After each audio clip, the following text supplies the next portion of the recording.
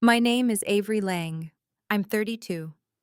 3 weeks ago, at 9:47 p.m. on a Thursday, I stood in a beach house kitchen in the Outer Banks, watching my mother forge my signature on a document that would steal $2.8 million from me, while my brother held a phone with a hired killer on speaker waiting for my answer. Just sign it, Avery. My mother's voice was silk over steel. She pushed the document closer across the granite counter. It's what Daddy would have wanted. Family staying together. My brother Ryan leaned against the refrigerator, arms crossed. That same smirk he'd worn since we were kids. Clock's ticking, sis. I looked at the paper. Caldwell/Lang Estate Family Trust, in ornate letters across the top. Legal language about equitable distribution and family unity. My grandfather's entire estate, the house on Elmwood Avenue, the savings accounts, the investment portfolios I didn't even know existed until 2 weeks ago. All of it transferred to Ryan's control, for management purposes. Where's the original will? I asked. Eleanor's hand went to her chest. The same gesture she'd used when I was 11, standing in the rain with a garbage bag of my clothes. Sweetheart, you sound so suspicious. After everything I've been through with the cancer, you don't have cancer. The kitchen went silent except for the ocean outside. Ryan straightened. Eleanor's face did something I'd never seen before. The mask slipped for exactly 2 seconds. Excuse me? Her voice could have frozen the Atlantic. I called your oncologist, Dr. Morrison at Dartmouth Hitchcock. There's no patient record, no treatment plan, nothing. Ryan moved fast. He was next to me before I could step back, phone in my hand suddenly in his. Who the hell do you think you are? His face was red, spit flying. Mom invites you here after 21 years, tries to reconcile, and you accuse her of lying about cancer? I didn't accuse, I verified. My voice was steady. My voice. Too steady. Something had clicked cold inside me the moment I'd seen that document. And I'm not signing. Eleanor stood. She was small, 5'3", but she'd always known how to fill a room. Ryan, call him. Mom, call him. Ryan pulled out his phone, tapped a number. The speakerphone crackled. Yeah? A man's voice. Rough, casual. She's not cooperating, Ryan said. That's unfortunate. The voice, Malcolm Mal Reyes, though I didn't know his name yet, sounded almost bored. Balcony or pool? My stomach dropped. I looked at my mother. She was watching me with eyes like winter. Mom, I whispered. She tilted her head. Do what you have to do, Malcolm. Just keep me out of it. Before I go on, if stories about standing up for yourself mean something to you, please hit like and subscribe, and tell me in the comments where you're watching from right now and what time is it there. Let me take you back 21 years to understand how I got here. I was 11. It was October 15th, 2005, and it was raining so hard the gutters were overflowing like waterfalls. I came home from school at 3:42 p.m. I remember because the bus was late and I'd been watching the clock, worried Grandpa Henry would be anxious.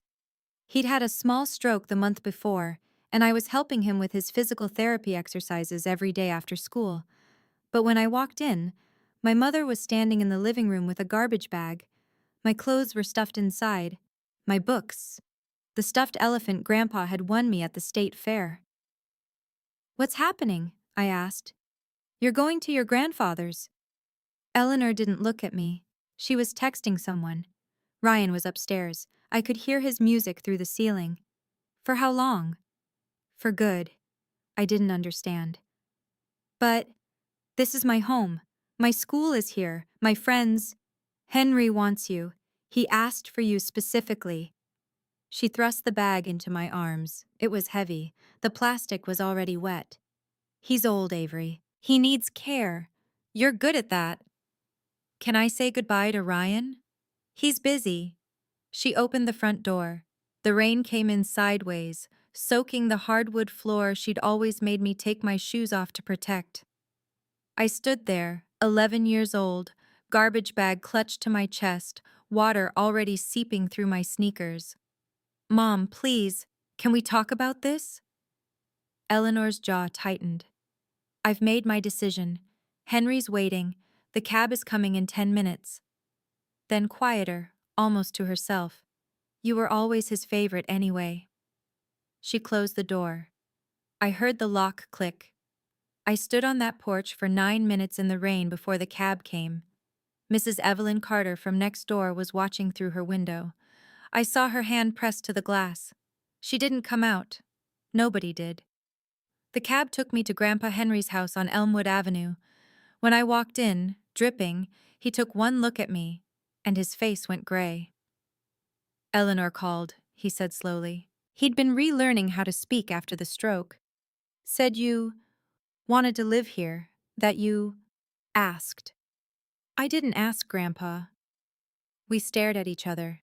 I watched him understand. That night, he made me hot chocolate, the real kind with milk and cocoa powder, not the packet stuff. We sat at his kitchen table, the one with the wobbly leg he kept meaning to fix, and he took my hand. Listen to me, little star. His voice was still thick, slurred from the stroke, but his eyes were clear. I will always find you, no matter what happens. You hear me? I will always find you. I was 11. I didn't know he meant it literally.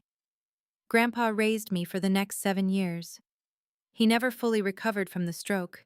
His left side stayed weak, his speech stayed slow. But he taught me everything.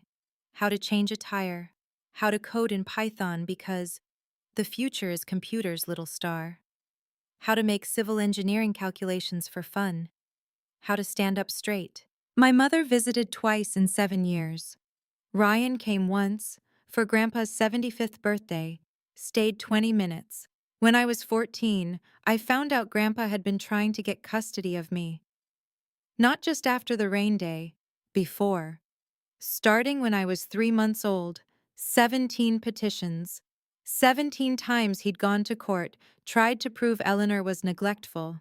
17 times she'd shown up in nice clothes with character witnesses and convinced judges she was a devoted mother who'd had a rough patch. The documents were in a file box in his basement, labeled Important Avery. I wasn't supposed to find them. When Grandpa caught me reading, he didn't get mad. I tried, was all he said. I graduated high school with honors, got into Vermont State University for computer science. Grandpa depleted his savings to pay for my first year. Education is freedom, he told me. They can't take that from you. He died 3 weeks before my graduation. Heart attack. Quick, the doctor said. He didn't suffer. I suffered. At the funeral, Eleanor showed up in black Chanel, Ryan in a Hugo Boss suit. They stood on one side of the grave, I stood on the other. When the pastor asked if anyone wanted to speak, Eleanor stepped forward. My father was a complicated man, she said, dabbing her eyes. But he loved his family, all of us equally. I bit the inside of my cheek until I tasted copper. After the service, Eleanor found me by the parking lot. We should talk about the house, she said. The house? On Elmwood Avenue. It'll need to be sold, obviously. We'll split the proceeds. Grandpa left a will. I know, I'm the executor. She smiled. It didn't reach her eyes. We can make this easy or complicated, Avery. Your choice. I was 21. I'd just lost the only person who'd ever protected me. I didn't have money for a lawyer. I didn't know what I had a right to fight for. I'll think about it, I said. Don't think too long. Property taxes are due. Then she left. Ryan didn't even say goodbye. I moved to San Francisco with $847 in my checking account and a computer science degree. Got a developer job at a startup in Soma working 80-hour weeks for $62,000 a year. It wasn't much, but it was mine. I lived in a studio apartment with 3 roommates, showered at the gym, ate ramen for dinner 4 nights a week, sent half my paycheck to an attorney in New Hampshire who was looking into Grandpa's estate. 6 months later, he called and said there was nothing he could do. The will was valid, Eleanor was executor, and unless I had evidence of fraud, I should move on. I tried to move on. Then 3 years ago, I met Aisha Okafor. She was a former foster kid presenting at a tech conference about aging out of the system. She talked about being 18, handed a garbage bag of belongings, and told good luck. No family, no safety net, no one to call when her car broke down, or she got sick, or she needed someone to co-sign a lease. I cried during her presentation. Afterward, I introduced myself. I wasn't a foster kid, I said, but I know what a garbage bag feels like. We got coffee. Then we got dinner. Then we built Haven Link. The concept was simple. Match foster youth aging out of the system with mentors who'd been through something similar. Not charity, not pity, just someone who gets it. Someone who'll answer the phone at 2 a.m. when the panic attacks hit. We launched with 47 mentors and 32 kids. Within 6 months, we had venture capital knocking. Within a year, we had 3,000 active mentor matches across 12 states. Within 2 years, Haven Link was valued at $47 million. I was doing press, Forbes 30 under 30, TechCrunch profiles, NPR interviews. That's when my mother found me. The first message came through LinkedIn. "Hi, sweetheart, it's Mom. Saw your interview on NPR, so proud of you. Would love to reconnect." I deleted it. She sent flowers to my office. "From your biggest fan, Mom." I gave them to the receptionist. She sent a letter, handwritten. 5 pages about how she'd made mistakes and carried the guilt every day. And if I could go back to that rainy afternoon, I'd do everything differently. I kept that one. I don't know why. Then, 2 months ago, Ryan called. I hadn't heard his voice in 11 years. "Avery, it's Ryan. Mom's sick. Stage 3 ovarian cancer. She's asking for you." My first instinct was the same as when I was 11. Compliance. Maybe this time would be different. Maybe she'd changed. Maybe... No. "Which hospital?" I asked. "What?" "Which hospital is treating her?" Silence. "Dartmouth Hitchcock. Why?" "I'd like to send flowers." "You should come see her, Avery, while there's still time." "I'll think about it." I didn't send flowers. I called Dartmouth Hitchcock and asked for the oncology department. Asked to speak to Eleanor Lang's attending physician. "We don't have a patient by that name," the administrator said. "Can you check again? Eleanor Lang, Lang. She would have been admitted within the last 3 months." "Ma'am, I've checked our entire system. No Eleanor Lang in oncology." I sat at my desk for 20 minutes staring at my computer screen. Then I called Ryan back. "She doesn't have cancer," I said. "Jesus Christ, Avery, are you serious right now?" "I called the hospital. There's no record." "Maybe she's being treated somewhere else. You said Dartmouth Hitchcock." He hung up. 10 minutes later, Eleanor called. I'd never given her my cell number. She must have gotten it from Ryan. "Avery." Her voice was soft, wounded. "Ryan told me what you said. I understand you're angry at me. You have every right to be. But accusing me of lying about cancer?" She sniffed. I heard tissues. "That's cruel, sweetheart. That's beneath you. Which doctor are you seeing?" "Dr. Morrison? I can give you his number if you—" I already called him. "He's a thoracic surgeon, not an oncologist, and he has no record of treating you." Long silence. "I think we should talk in person," Eleanor finally said. "There's a lot you don't understand. About the family. About your grandfather's estate. About what he wanted. What does Grandpa's estate have to do with your fake cancer?" "It's not fake." Her voice hardened just for a second, then softened again. "Please, Avery, come to the Outer Banks. Ryan's rented a house for the week. It's beautiful, right on the ocean. We can talk, really talk, as a family." "I don't have a family." "You do. You just walked away from us." The sheer audacity of that sentence left me breathless. "I was 11, I whispered. And you've been punishing me ever since. She sighed. I'm not asking for forgiveness, Avery. I'm asking for a conversation. 1 week. If you still hate me after that, I'll leave you alone forever. Promise? I promise. I went. God help me, I went. The house was in Nag's Head, right on the beach. 5 bedrooms, wraparound deck, infinity pool. Ryan was there with his girlfriend, Brooke Harlan. She was sweet, or seemed sweet. Blonde, smiley, always offering to make coffee. The first 2 days were fine. We ate seafood, walked on the beach. Eleanor told stories about Grandpa when he was young, before the strokes, before the custody battles. Some of them were even true. On the third night, Eleanor said she wanted to talk about the estate. We sat in the living room, me, Eleanor, Ryan, Brooke. Eleanor had a folder. Your grandfather's will is being probated, she said. As executor, I need to make some decisions. Okay. The estate is substantial, more than I realized.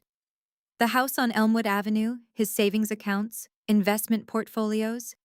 He also had a college fund he opened for you the day you were born. It's grown to $340,000. I blinked. What? He never told you? Eleanor's smile was sympathetic. He wanted it to be a surprise. For graduate school, he said. My throat was tight. Grandpa had saved for me. Even when I was living with him, eating pasta 5 nights a week, he'd been putting money away for my future. There's also the matter of inheritance tax, Eleanor continued. If we don't structure this properly, the IRS will take 40%. But if we create a family trust, pool everything together, we can shelter most of it. How would that work? She slid a document across the coffee table. The Caldwell/Lang Estate Family Trust. You, me, and Ryan as equal beneficiaries, but Ryan would manage the assets since he has experience in finance. Ryan had worked at a car dealership for 6 years. He'd been fired for falsifying loan applications. I'd like my own lawyer to review this, I said. Eleanor's smile tightened. Of course, but the probate hearing is in 2 weeks. If we don't file the trust before then, we lose the tax advantage. I need time to think. Avery. Eleanor leaned forward. I know you don't trust me. I understand that. But this isn't about us. This is about honoring your grandfather's legacy. He'd want the family to stay together. He spent 17 years trying to get me away from you. The room went cold. Ryan stood. You know what? I'm done. Mom's been nothing but nice since you got here, and you keep throwing that garbage in her face. Ryan, it's okay. Eleanor touched his arm. Avery's hurting. Let her process. I stood. I'm going to bed. I didn't sleep. I lay in the guest room with the door locked, staring at the ceiling, listening to the ocean. Something was wrong. The whole setup felt staged. The timing, the cancer lie, the sudden urgency about the estate. At 2:17 a.m., I Googled Caldwell/Lang Estate Family Trust. Nothing. I Googled Family Trust Inheritance Fraud. The first result was an article about adult children creating fake trust documents to steal from elderly parents' estates. At 6:51 a.m., I heard voices downstairs. I crept to the top of the stairs. She's not going to sign. Ryan's voice. She will. Eleanor, calm. We just need to apply the right pressure. And if she doesn't, then we go to plan B. Mom, I don't know if... Do you want the money or not? Silence. I'll call Mal, Ryan said. I went back to my room and started packing. Quietly, carefully. If I could get to my rental car, I could be in Norfolk by noon, on a plane by evening. But when I crept downstairs at 9:47 p.m. with my bag, they were waiting in the kitchen. Which brings us back to the beginning. My mother forging my signature. My brother on the phone with an assassin. Balcony or pool? I looked at Eleanor. You'd really kill me? Don't be dramatic, but she didn't say no. For $2.8 million? For what's rightfully ours? Eleanor's voice was ice. Your grandfather abandoned me, chose you over his own daughter. Do you know what that did to me? And then he left everything to you. You, who were only there because I sent you to him. You threw me out in the rain with a garbage bag. I gave you to someone who loved you, she was shouting now. I sacrificed my relationship with my own child so you could have a better life, and this is how you repay me? The delusion was breathtaking. I'm leaving, I said. Ryan blocked the door. You're not going anywhere until you sign. I pulled out my phone. Ryan lunged. We struggled. The phone clattered across the tile. He shoved me, hard. I hit the counter, felt something crack in my ribs. Ryan! Brooke's voice sharp. She'd been silent this whole time, but now she was staring at Ryan like she didn't recognize him. Stop! Stay out of this, Brooke. You're talking about killing her. We're talking about handling a situation. Eleanor's voice was calm again. Reasonable. Avery is being unreasonable. Sometimes people have accidents.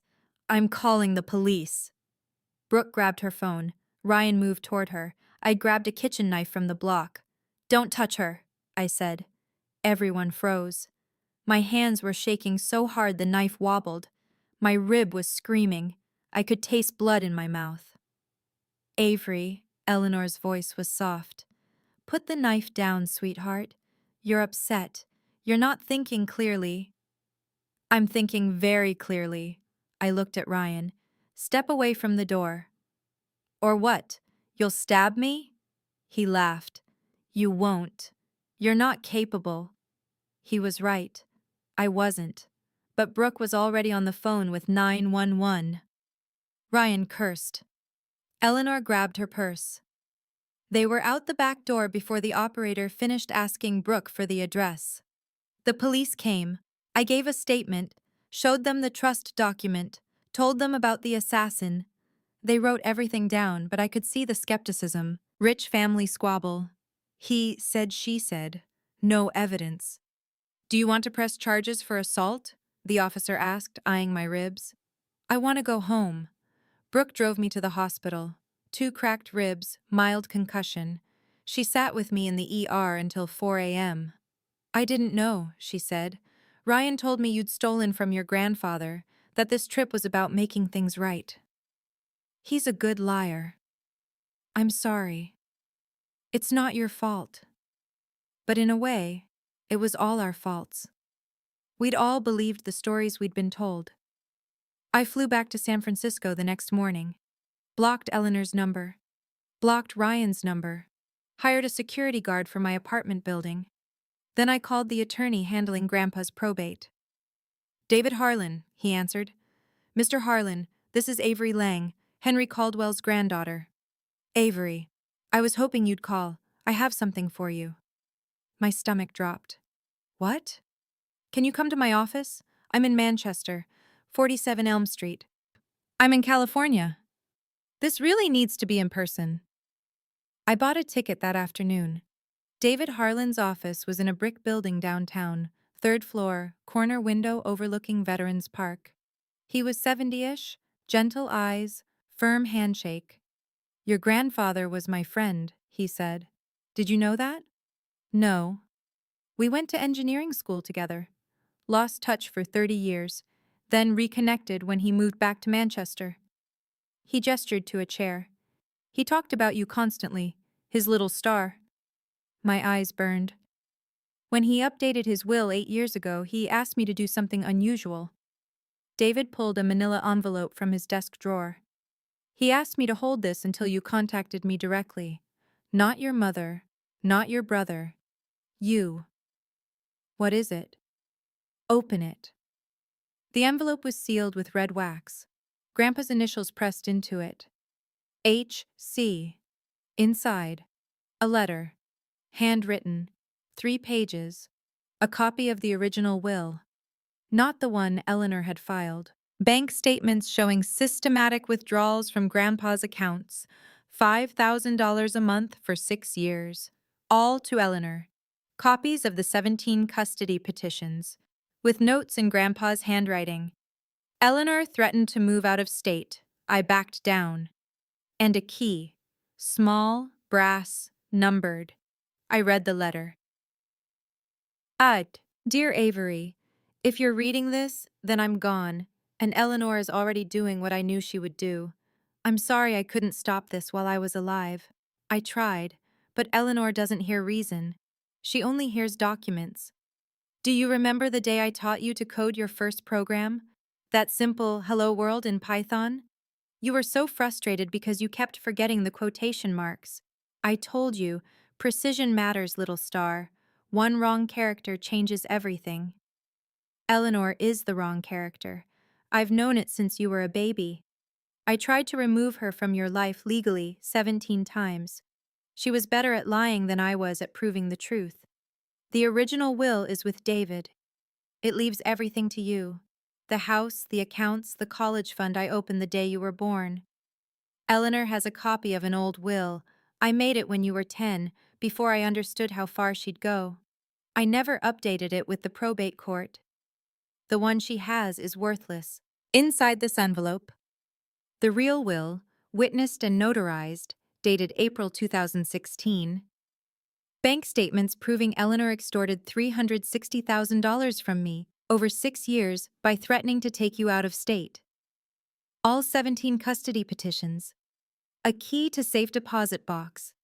447 at Granite State Credit Union on Hanover Street. In the box. Original trust documents for your college fund, $340,000.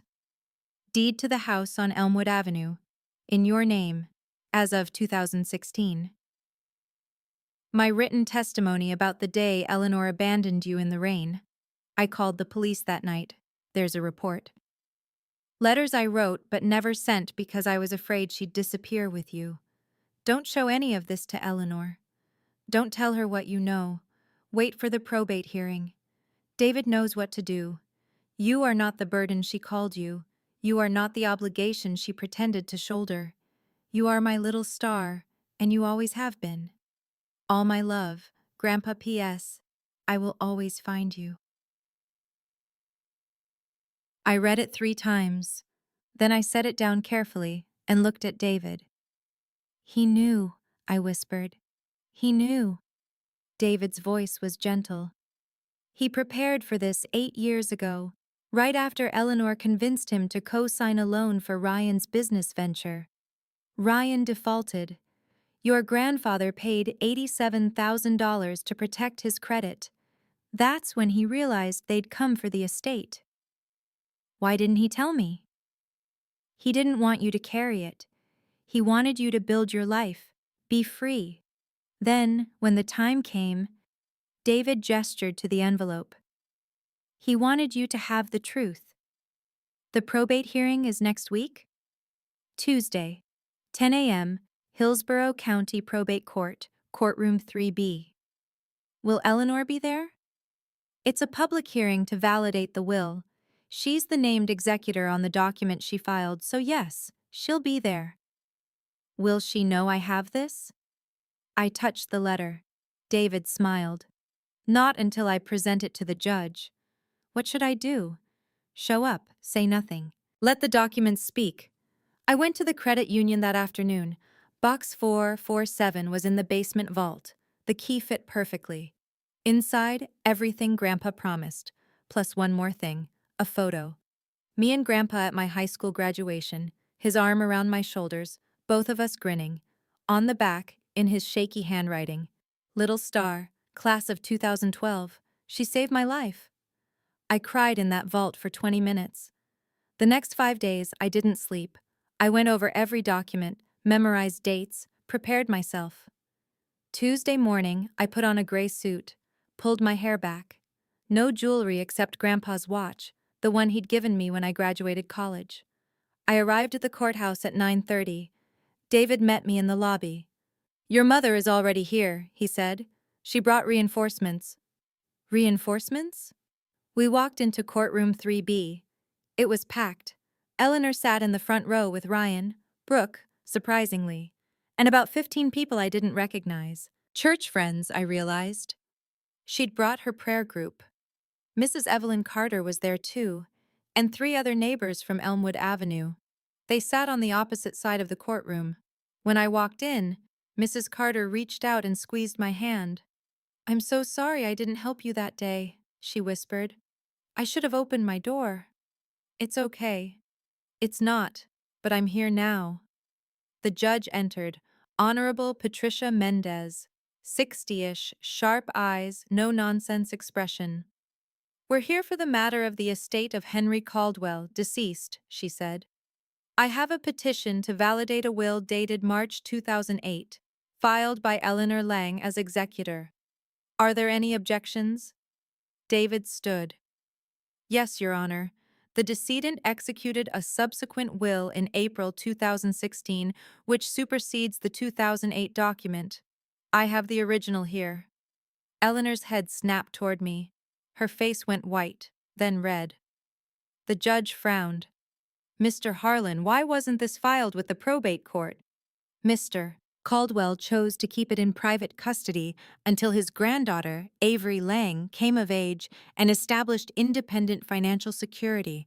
He feared interference from his daughter. "That's absurd!" Eleanor stood. "Your Honor, my father was elderly.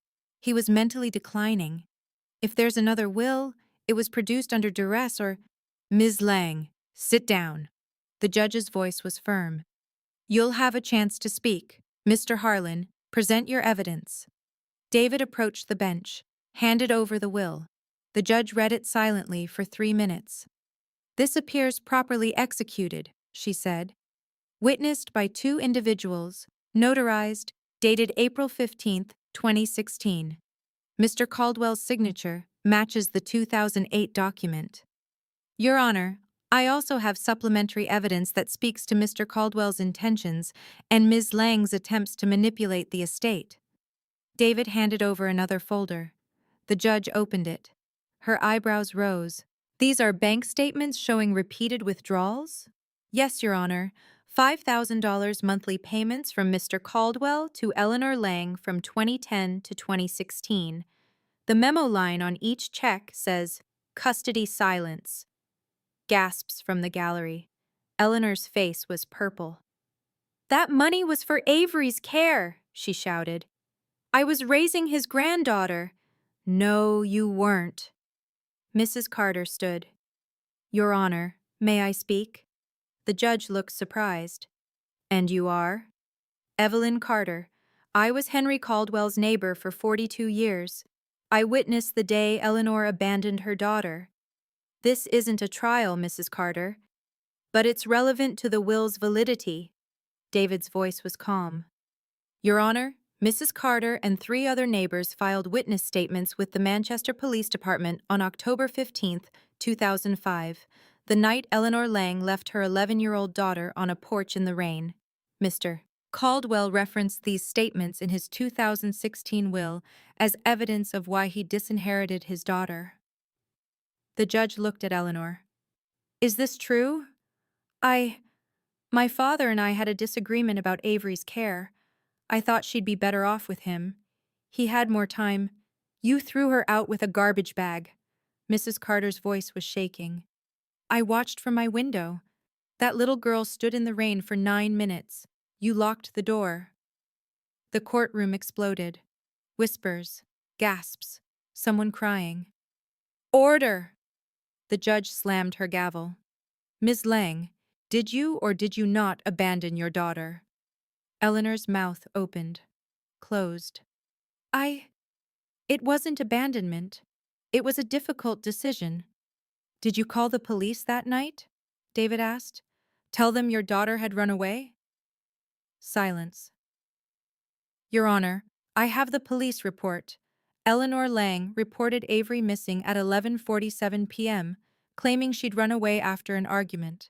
She neglected to mention she'd forced the child out of the house. Mr. Caldwell called the police at 4:23 p.m. to report that Avery had been delivered to him in a taxi."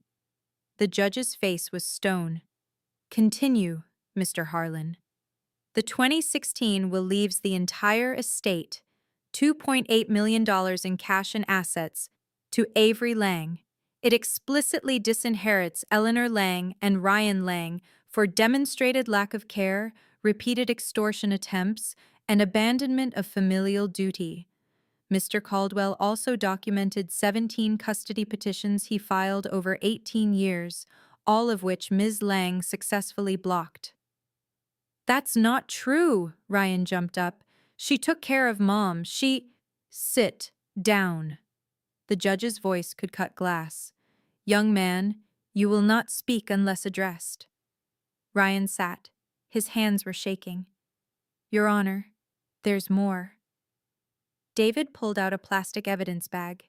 Inside, printed text messages. "These are communications between Eleanor Lang and Ryan Lang from 3 weeks ago. They discuss creating a fraudulent trust document to steal Avery's inheritance. They also reference hiring someone named Malcolm Reyes to handle Avery if she refused to sign." The courtroom went silent. Eleanor stood. "Your Honor, this is taken out of context." Eleanor's text message, dated September 30th, 10:47 p.m. David read from the document. "Do what you have to do. Just keep me out of it." Sent in response to Ryan's message, "Mal says balcony or pool. Your call." "Oh my God," someone whispered. The judge looked at Eleanor. "Ms. Lang, are you telling me you conspired to murder your daughter for an inheritance?" "No, I never—" Ryan was upset. He was exaggerating. Ryan's text from October 1st, 6:14 a.m. "She's not signing. Plan B?" Your response, "Yes. Make it look like an accident." "Ms. Lang, do you deny sending this?" Eleanor's face collapsed. "She was stealing from us. That money was supposed to be for the family." "That money was your father's." The judge's voice was ice. "He earned it. He saved it. And he chose to leave it to the person who cared for him when you abandoned both of them." "I didn't abandon—" "You threw an 11-year-old child out of her home in a rainstorm." The judge was standing now. "You lied to police. You extorted your own father for 6 years. And when he died and left his estate to his granddaughter, the child who actually loved him, you attempted to defraud her, and failing that, conspired to kill her." The courtroom was dead silent. "This will is valid," the judge said. "The 2016 document supersedes all previous wills. The estate of Henry Caldwell, in its entirety, passes to Avery Lang. Ms. Eleanor Lang, you are removed as executor effective immediately. David Harlan will serve as executor until probate is complete." She slammed the gavel. Eleanor turned to face me. Her eyes were wild. "You're killing me," she hissed. "This will kill me." I looked at her. The woman who'd handed me a garbage bag, who'd locked me out in the rain, who'd spent 21 years pretending I didn't exist until she wanted something. "No," I said quietly. "I'm just not saving you." Then I walked out. Mrs. Carter caught up to me in the hallway. She was crying. "I'm so sorry. I should have called the police that night. I should have done something." "You did something today." I hugged her. "Thank you." The other neighbors apologized too. They'd been afraid, they said. Eleanor was intimidating. They didn't want to get involved. I understood. Fear makes cowards of good people. David walked me to my car. "There'll be appeals," he said. "Eleanor won't go quietly." "I know. But she doesn't have a case. The will is ironclad. And now that the court knows about the murder conspiracy—" He shook his head. "She'll be lucky if she's not criminally charged." "What about Ryan?" "Same. The police have been notified. They'll investigate the Malcolm Reyes connection." I nodded. My ribs still hurt. My head still throbbed. But something inside me felt lighter. "Your grandfather would be proud," David said. I thought about Grandpa, his shaky hands teaching me Python, his quiet fury the day he realized Eleanor had lied about the custody arrangement, his patient, methodical planning over 8 years to protect me from this exact moment. "I will always find you, little star." He had. 3 months later, the estate was settled. The house on Elmwood Avenue was mine. The accounts were mine. The college fund, now worth $340,000, was mine. Eleanor filed 2 appeals. Both were denied. Ryan was arrested and charged with conspiracy to commit fraud and solicitation of murder. Malcolm Reyes was arrested in Florida. Brooke testified against both of them in exchange for immunity. I sold the house. Too many memories. Used half the money to expand Haven Link nationwide. The other half went into a trust for foster youth aging out of the system in New Hampshire. I named it the Henry Caldwell Foundation. I'm sitting in my office now, a real office, not a co-working space, watching snow fall over San Francisco. It doesn't snow here often. When it does, it's magic. On my desk, the photo from Grandpa's safe deposit box. Me and him at graduation, his arm around my shoulders. Next to it, his watch. I wear it every day. If you're watching this and you've ever been told you're worthless by someone who should have protected you, I need you to hear this. Their cruelty is not your truth. Their rejection is not your value. Their abandonment is not your identity. My mother threw me out at 11 with a trash bag. 21 years later, she tried to steal my inheritance and, failing that, tried to kill me. But my grandfather, the man who wasn't obligated to love me, who chose to anyway, spent 8 years building me a fortress made of documents and truth and unconditional love. So if you've ever been left in the rain, someone is looking for you. Someone is preparing for the day when you'll need proof that you were worth fighting for. You are. If you've had to walk away from someone who claimed to love you while treating you like you were disposable, type, "I walked away" in the comments. Or if you chose to stay and demand they see your worth, type, "I stayed and fought." Both are brave. Both are valid. Both matter. If this story meant something to you, check the description for more stories just like this one. Thank you for being here. And if you're somewhere cold right now, stay warm.